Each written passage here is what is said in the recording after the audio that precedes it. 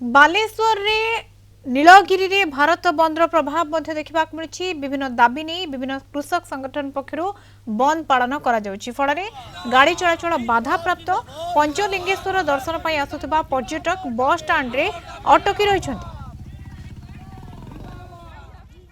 श्रमिक मान सपक्ष जो 44टा श्रम आईन थिला ताकू रद्द करके 4टा कोड रे परिणत कराई। 4टा कोड हवा द्वारा श्रमिक माने निजत्व हरैले से माने मालिक विरुद्ध में किसी स्वर उत्तोलन करें ना। 8 घंटा काम था 12 घंटा कर दिगला। यूनियन कर क्षमता रही स्त्री लोक मान रातिर ड्यूटी करने जे 300 लोक ऊर्ध्व थे से यूनियन करें तलू किसी करें ना।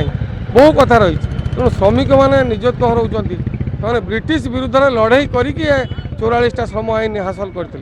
तेणु बर्तमान ये श्रमिक विरोधी सरकार आसी विरोध करके डाकरा दिखाई सरकार जो श्रम कोड 22टा श्रम कोड को बातिल करके 4टी श्रम कोड आनी आम विरोध करुँ।